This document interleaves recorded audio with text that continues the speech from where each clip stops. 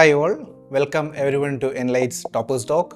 ഇന്നിവിടെ നമ്മളോടൊപ്പം ഉള്ളത് സിവിൽ സർവീസ് എക്സാമിനേഷൻ 2024 3 ടോപ്പേഴ്സാണ്. Welcome Gopika, Niniyas and Anushree. Okay, so ഇവർ 3 പേരും യുണീക്കാണ്. യുണീക്ക് ഇൻ ദ സെൻസ് ഇവർ 3 എൻലൈറ്റിൻ്റെ PCM സ്റ്റുഡൻസ് ആണ്, പ്രിലിംസ് കം മെയിൻ സ്റ്റുഡൻസ് ആണ്, ആസ് വെൽ ആസ് 3 പേരുടെയും ഓപ്ഷണൽ ഫിലോസഫിയാണ്. And the third thing, philosophy option എടുക്കുന്നതിന് മുമ്പ് ഇവർക്ക് 3 പേർക്കും ഫിലോസഫിയുമായി ഒരു ബന്ധവും ഉണ്ടായിരുന്നില്ല, അല്ലേ ഗോപിക? ഓക്കെ, അപ്പോൾ നമുക്ക് ഇന്നിവരുടെ ഫിലോസഫി വിശേഷങ്ങളിലേക്ക് പോകാം. സോ ഫിലോസഫി അല്ല, ഏതൊരു ഓപ്ഷൻ എടുക്കുമ്പോഴും നമുക്ക് പ്രധാനമായും നമ്മൾ നോക്കുന്ന പല ഫാക്ടേഴ്സ് ഉണ്ട്, അല്ലേ?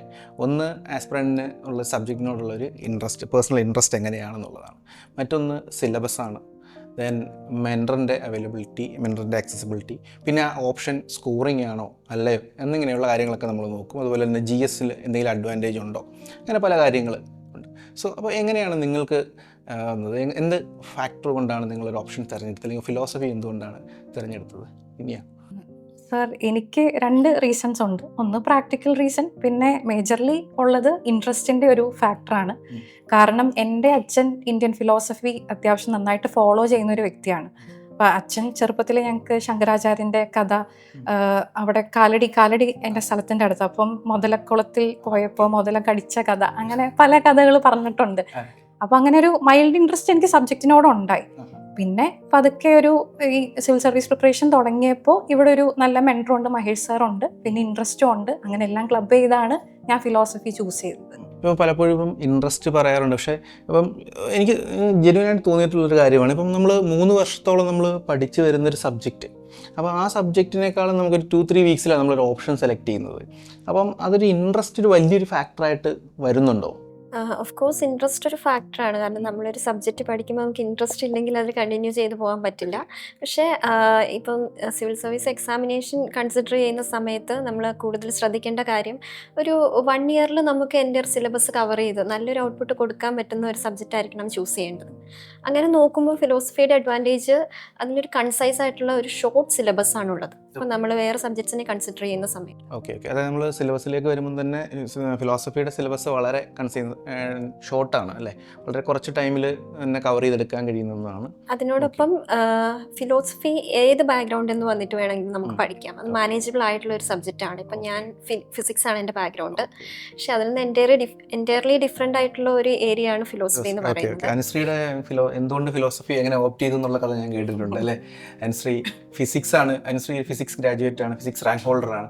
അപ്പം അനുശ്രീ നോക്കുമ്പോൾ ഫിസിക്സിനോട് വളരെ അടുത്ത് ചേർന്നാണ് ഫിലോസഫി കിടക്കുന്നത്. എങ്ങനെയാണ് ഫിലോസഫി എടുക്കുന്നത്, ശരിയാണോ? ഞാൻ ഇനീഷ്യലി ഫിസിക്സ് ആണ് എടുക്കാൻ ഉദ്ദേശിച്ചിരുന്നത്, പക്ഷേ അതിൻ്റെ സിലബസ് ഭയങ്കര വാസ്റ്റ് ആണ്. അപ്പോൾ നെക്സ്റ്റ് ആയിട്ട് കിടന്നിരുന്നത് ഫിലോസഫിയാണ്. അപ്പോൾ ജസ്റ്റ് നോക്കി, പിന്നെ ഇൻട്രസ്റ്റ് ഉണ്ടായിരുന്നു, അങ്ങനെ എടുത്തു. ഓക്കെ, ഇപ്പോൾ ചിലർ സിലബസ് നോക്കാത്ത സബ്ജക്റ്റ് എടുത്ത ആൾക്കാരുണ്ടല്ലേ? ഞാൻ അങ്ങനത്തെ ഒരാളാണ്. ഞാൻ ഫിലോസഫി ചൂസ് ചെയ്തതിൻ്റെ റീസൺ എന്ന് വെച്ചാൽ പ്രാക്ടിക്കാലിറ്റി ആയിരുന്നു. ബിക്കോസ് ഇതൊരു വലിയ ജേണിയാണ് സിവിൽ സർവീസ് എന്ന് പറഞ്ഞാൽ. നമ്മൾ പ്രിപ്പറേഷൻ 1 വർഷം, പിന്നെ എത്ര അറ്റംപ്റ്റ് ആണോ എന്ന് വെച്ചാൽ അതും ഒരു ജേണിയാണല്ലോ. ഓരോ അറ്റംപ്റ്റ് ഓരോ ഇയർ ആണ്. അപ്പോൾ ആ സമയത്തെല്ലാം നമുക്ക് പെട്ടെന്ന് പഠിക്കാൻ പറ്റുന്ന ഒരു സബ്ജക്റ്റ്. ബിക്കോസ് ഓൾറെഡി GS നമുക്ക് ഒരുപാട് പഠിക്കാനുണ്ട്. അപ്പം ഞാൻ എന്ത് എളുപ്പമാക്കാം എന്നാണ് നോക്കിയത് എൻ്റെ ജേണിയിൽ. അപ്പോൾ ഫിലോസഫി എനിക്ക് എൻ്റെ ജേണി കുറച്ച് ലൈറ്റൻ ചെയ്തു, കുറച്ച് ബേർഡൻ കുറച്ചതുപോലെയാണ് തോന്നിയത്. അപ്പം ഞാൻ മഹേഷ് സാറിൻ്റെ 2 ഫൗണ്ടേഷൻ ക്ലാസ് കേട്ടു. അപ്പോൾ തന്നെ ഇൻട്രസ്റ്റ് തോന്നി. ഞാൻ പിന്നെ സിലബസ് ഒന്നും ചെക്ക് ചെയ്യാൻ പോയില്ല. ഓക്കെ, കുറച്ചേ ഉള്ളൂ എന്ന് മനസ്സിലായി. പിന്നെ കറണ്ട് അഫെയർസ് വേണ്ട, അതാണ് ഹൈലൈറ്റ്. എൻ്റെ ഹൈലൈറ്റ് അതായിരുന്നു. ബിക്കോസ് GSന് തന്നെ നമ്മൾ ഒരുപാട് കറണ്ട് അഫെയർസ് പഠിക്കുന്നു, ഒരുപാട് കറണ്ട് അഫെയർസ് അഡീഷൻ ചെയ്യുന്നു. അപ്പം ഞാൻ വിചാരിച്ചു ഇനിയിപ്പോൾ ഓപ്ഷണലിനും കൂടെ ഇന്ന് സെപ്പറേറ്റ് കുറേ നോട്ട്സ് ഉണ്ടാക്കണം. കറണ്ട് അഫെയർസ് അപ്ഡേഷൻ ഇപ്പോൾ സോക്രട്ടീസ് എന്ത് പറഞ്ഞു അത് മാറുന്നില്ല, അത് മാറുന്നില്ല, അത് തന്നെയാണ് വരുന്നില്ല. പ്ലാറ്റോയും പറഞ്ഞത് മാറുന്നില്ല. ഓക്കെ, അതിനോട് നമുക്കൊരു എക്സ്ട്രാ വർക്ക് ചെയ്യേണ്ടി വരുന്നില്ല. വർക്കെല്ലാം സാർ ചെയ്തോളും, നമ്മളൊന്ന് ക്ലാസ്സിൽ ഇരുന്ന് കൊടുത്താൽ മതി. ഇനി എങ്ങനെയാണ് പ്രിപ്പറേഷൻ, ഇപ്പം മെറ്റീരിയൽ ഒക്കെ എങ്ങനെയാണ് ഹെൽപ്ഫുൾ ആയിരുന്നത്? എങ്ങനെയാണ് സിലബസിനെ ഒന്ന് കൺസൈസ് ആയിട്ട് എങ്ങനെയാണ് ഹെൽപ്ഫുൾ ആയത്? ഇപ്പം ഗോപിക പറഞ്ഞ പോലെ സാറ് വർക്ക് എടുത്തോളും എന്ന് പറഞ്ഞതുപോലെ, ഇപ്പോൾ ഞാനധികം ബുക്സ് വായിക്കാത്തൊരു വ്യക്തിയാണ്. അപ്പോൾ അങ്ങനെയുള്ള എനിക്ക് ഇപ്പം ഫിലോസഫിക്ക് നമുക്ക് സിലബസിൽ കുറേ ബുക്സ് മെൻഷൻ ചെയ്തിട്ടുണ്ട്. അപ്പോൾ പക്ഷേ സാറിൻ്റെ ഒരു മെറ്റീരിയലിൻ്റെ പ്രത്യേകത, സാർ അത് ഓൾമോസ്റ്റ് എല്ലാം കമ്പൈൽ ചെയ്ത് ഒരു കമ്പൈലേഷനാണ്. അപ്പം ഹോൾ സിലബസ് 2 ബുക്സിൽ കംപ്രസ് ചെയ്തു. അപ്പോൾ ആ ബുക്സ് തന്നെയായിരുന്നു ഞങ്ങളുടെ ബേസ് മെറ്റീരിയൽ. അപ്പോൾ ആ ബേസ് മെറ്റീരിയലിനെ ബേസ് ചെയ്തിട്ടാണ് ഞങ്ങൾ പ്രിപ്പയർ ചെയ്തത്. അതൊരു വലിയൊരു ബെനിഫിഷ്യൽ ആയിരുന്നു. ഐ തിങ്ക് ആസ്പിറൻസ് എപ്പോഴും ചോദിക്കുന്നത് എന്ത് അഡീഷൻ ചെയ്യണം, എത്ര വാല്യൂ അഡീഷൻ ചെയ്യണം, എത്ര മാർക്ക് അങ്ങനെയാണ് കിട്ടുന്നത്.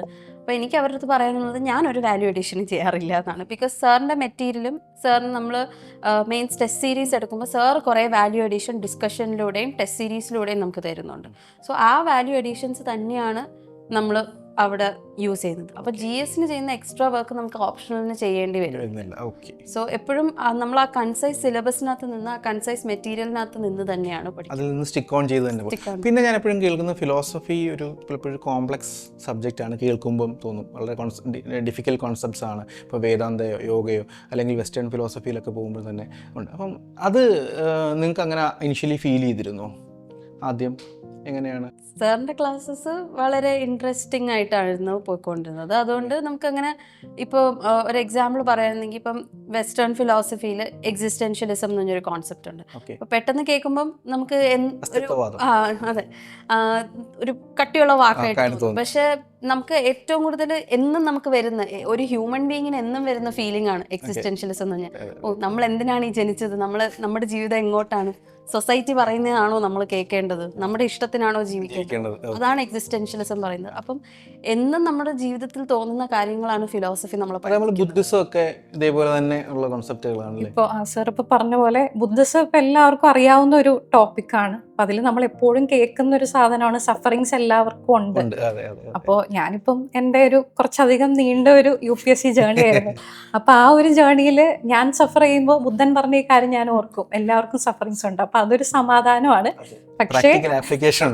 പക്ഷേ ജോക്സ് അപ്പാർട്ട്, നമുക്ക് ലൈഫിൽ ഇപ്പം എന്തെങ്കിലും പ്രശ്നം ഉണ്ടെങ്കിൽ ഇങ്ങനത്തെ കുറച്ച് ഫിലോസഫീസ് ജസ്റ്റ് ഒന്ന് അപ്ലൈ ചെയ്യുമ്പോൾ ഒരു ഡിറ്റാച്ച്ഡ് അറ്റാച്ച്മെന്റ് എന്നുള്ളൊരു. അതെ അതെ. ഇപ്പോൾ നമ്മൾ യോഗയൊക്കെ എങ്ങനെയാണല്ലോ, യോഗയൊക്കെ നമ്മുടെ ഡെയിലി ലൈഫിൽ പാർട്ടായിട്ട് തന്നെ നമ്മൾ കാണുന്നതാണ്. ഓക്കെ, സോ നെക്സ്റ്റ് മറ്റൊന്ന്, ഇപ്പം ഓപ്ഷൻ എടുക്കുമ്പം പലരും ആദ്യം ചോദിക്കുന്നത് ഇത് സ്കോറിംഗ് ആണോ ഓപ്ഷൻ. അപ്പം എന്താ സ്കോറിംഗ് ഓപ്ഷൻ എന്നും അല്ലെങ്കിൽ നോൺ സ്കോറിംഗ് എന്നുള്ളൊരു കാറ്റഗറൈസേഷൻ ഉണ്ട്. എന്താണ് അതിൻ്റെ ഒരു ക്രൈറ്റീരിയ? കാരണം ഞാനിപ്പോൾ ഫിലോസഫിയിലൊക്കെ കണ്ടിട്ടുണ്ട്, ഇപ്പം ഓവർ 300+ ഇപ്പം അമാൻ ചന്ദ്രൻ, അവിനാഷ് കുമാർ ഒക്കെ, അനന്തു സുരേഷ് ഒക്കെ 300+ ഓവർ ദ ടൈം സ്കോർ ചെയ്തിട്ടുള്ളതാണ്. ചില സമയങ്ങളിൽ ചില ഓപ്ഷനുകളിൽ എല്ലാ ഓപ്ഷനുകളിലും ഗ്രഡേഷൻ ഉള്ള പോലെ തന്നെ കുറഞ്ഞിരിക്കുന്നതുകൊണ്ട്. അപ്പം ഫിലോസഫി എങ്ങനെയാണ് നിങ്ങൾ വിലയിരുത്തുന്നത്? ഇപ്പോൾ സ്കോറിംഗ് മാറ്റർ ചെയ്യുന്നുണ്ടോ എന്ന് ചോദിച്ചിട്ടുണ്ടെങ്കിൽ നമ്മൾ നോക്കുമ്പോൾ ഓവർ ദി ഇയർ സ്കെയിലബിലിറ്റി എന്ന് പറയുന്ന ഒരു ഫാക്ടർ എല്ലാ ആസ്പിരൻസും പറയുന്നതാണ്. അത് ഇപ്പോൾ ഒരു 3 to 4 ഇയേഴ്സിൽ നമ്മൾ നോക്കുമ്പോൾ ചില സബ്ജക്ട്സിൽ 300+ ആയിരിക്കും ടോപ്പർ സ്കോർ. അതേസമയം ചില ഇയേഴ്സിൽ അത് 240s പോകും. അപ്പോൾ നമ്മൾ റാദർ ആ ഒരു ഹൈ സ്കോർ കണ്ടിട്ട് ഒരു ഓപ്ഷനിൽ ചൂസ് ചെയ്യുന്നതിനേക്കാളും എപ്പോഴും നമ്മൾ എങ്ങനെ വീണാലും ഒരു സേഫർ സോണിലേക്ക് എടുക്കും. അങ്ങനെയുള്ള ഒരു സബ്ജക്റ്റ് ചൂസ് ചെയ്യാൻ. അങ്ങനെ നോക്കുമ്പോൾ ഫിലോസഫിയിൽ എപ്പോഴും ഒരു എബോ ആവറേജ് സ്കോർ, ഒരു 250+, നമ്മൾ അത്യാവശ്യം ഒരു കോൺസെപ്ഷണൽ ക്ലാരിറ്റി ഉള്ള ഒരാൾ ഒരു ടെസ്റ്റ് സീരീസ് നന്നായി ചെയ്ത് സിലബസ് കവർ ചെയ്ത് ഒരു 3 months കൊടുത്താൽ പോലും അങ്ങനെ നമുക്കൊരു സേഫർ സൈഡിലായിരിക്കും നമ്മുടെ സ്കോർ വരിക. അതുകൊണ്ട് അങ്ങനെ നോക്കുമ്പോൾ ഫിലോസഫി ഒരു സേഫർ ഓപ്ഷനാണ്. ബിക്കോസ് എൻ്റെ ഫസ്റ്റ് അറ്റംപ്റ്റിൽ തന്നെ ഞാൻ ആ ഒരു 3 months മാത്രമാണ് പ്രിപ്പയർ ചെയ്തിട്ടാണ് കൊടുത്തത്. അപ്പോൾ പോലും നല്ലൊരു സ്കോർ വന്നു. അപ്പോൾ അതുപോലെ തന്നെ നമ്മളിപ്പോൾ മൾട്ടിപ്പിൾ അറ്റംപ്റ്റ്സ് കൊടുത്തിട്ടുള്ളവരാണ് ഇപ്പം പലപ്പോഴും UPSC ആസ്പിറൻസ്.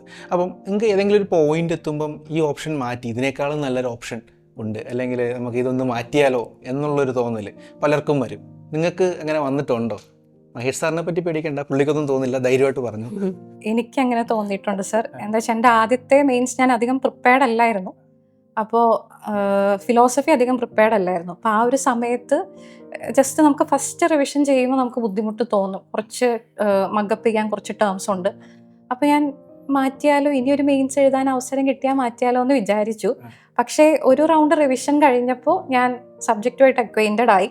പിന്നെ അത്യാവശ്യം എഴുതി സ്കോർ അത്യാവശ്യം നല്ല രീതിയിൽ വന്നപ്പോൾ ഞാൻ ഭയങ്കര കോൺഫിഡൻ്റ് ആയി. 2 അറ്റംപ്റ്റിലും കൺസിസ്റ്റൻ്റ്ലി ഒരു സേഫ് സ്കോർ ഉള്ളതുകൊണ്ട് എനിക്ക് മാറ്റണമെന്നേ തോന്നിയിട്ടില്ല. അതുകൊണ്ട് എപ്പോഴും സേഫ് സ്കോർ വരുന്നതുകൊണ്ട് എഫേർട്ട് നമ്മൾ വീണ്ടും ഒരു ഹോൾ സബ്ജക്ട് വീണ്ടും പഠിക്കുന്നുണ്ട്. അതിനൊക്കെ നോക്കുമ്പോൾ നമ്മൾ ഓൾറെഡി പഠിച്ച subject. Okay then coming to the mentor, അതൊരു മേജർ ഫാക്ടറാണ്. അപ്പോൾ ഒരു മെൻറ്റർ നമ്മൾ UPSCയിൽ എപ്പോഴും ഡിസ്കസ് ചെയ്യുന്നത് മെൻറ്റർ എന്നുള്ളത്. അപ്പോൾ ഒരു മെൻറ്റർ, എസ്പെഷ്യലി ഓപ്ഷണലിൻ്റെ മെൻറ്റർ സംബന്ധിച്ച് മെൻറ്ററിൻ്റെ കണ്ടൻ്റ് ആണോ, ആക്സസിബിലിറ്റിയോ അപ്രോച്ചബിലിറ്റിയോ അല്ലെങ്കിൽ ഗൈഡൻസ് ആണോ, ഏതാണ് മാറ്റർ ചെയ്യുന്നത്? എങ്ങനെയാണ് അതിനെ വിലയിരുത്തുന്നത്? ആരാണ് ഒരു റൈറ്റ് മെൻറ്റർ എന്നുള്ളത്? ഇപ്പം സാറ് പറഞ്ഞ പോയിന്റ്സ് എല്ലാം ഉള്ള ഒരാളാണ് ഒരു റൈറ്റ് മെൻറ്റർ എന്ന് പറയുമ്പം. കണ്ടന്റ് ഉണ്ട്, അക്സസിബിലിറ്റി ഉണ്ട്, ഗൈഡൻസ് ഉണ്ട്, നമുക്ക് സബ്ജക്റ്റിനോടുള്ള ഇൻട്രസ്റ്റ് കൊണ്ടുവരാൻ ഒരു കഴിവുള്ള ഒരു മെൻറ്റർ. അങ്ങനെ ഇപ്പം ഫിലോസഫിയെ സംബന്ധിച്ച് ആ ഇൻട്രസ്റ്റ് വരുത്താൻ മഹേഷ് സാറിന് പറ്റുന്നുണ്ട്. ബിക്കോസ് സാർ റിലേറ്റബിൾ ആയിട്ടാണ് ടോപ്പിക്സ് പഠിപ്പിക്കുന്നത്. സെഷൻസ് ഒക്കെ നിങ്ങളുടെ ഇടയ്ക്ക് വരുന്ന സെഷൻസ് ഒക്കെ തന്നെ ലിങ്ക് ചെയ്യുന്നില്ലേ? ഫിലോസഫി ഇപ്പം ഗോപിക പറഞ്ഞ പോലെ കുറച്ച് ഡെപ്തിൽ മനസ്സിലാക്കേണ്ട കുറച്ച് കൺസെപ്റ്റ്സ് ഉണ്ട്. അപ്പോൾ എത്രത്തോളം സിമ്പിൾ ആക്കി അത് കൺവേ ചെയ്യാൻ പറ്റും. എക്സാമ്പിൾ പറയാമോ? സാർ ഇപ്പം പറയാനാണെങ്കിൽ ഒരു സാഖ്യ ഫിലോസഫി ഉണ്ട്. അതിലെ 2 റിയാലിറ്റീസ് ആണ് പുരുഷ പ്രകൃതി. അപ്പൊ അവരുടെ റിലേഷൻഷിപ്പിനെ സാർ പറഞ്ഞിരുന്നത് ഇപ്പം new gen pookie terms like toxicity, ghosting, orbiting, ഇച്ചിരി ടോക്സിക് റിലേഷൻഷിപ്പ് ആണ്. അപ്പൊ നമുക്കത് അത്ര സുപരിചിതമായിട്ടുള്ളൊരു ടോപ്പിക് ആയതുകൊണ്ട് സിമ്പിൾ ആയിട്ട് അത് കൺവേ ചെയ്യപ്പെടും.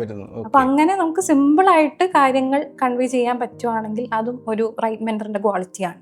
പിന്നെ ഒരു മേജർ ഫാക്ടർ വരുന്നത് നെക്സ്റ്റ് ഇയറിൽ എന്ത് ചോദിക്കും എന്ന് പറയാൻ അറിയാവുന്ന ഒരാളുടെ അടുത്താണ് നമ്മൾ എപ്പോഴും പോകേണ്ടത്.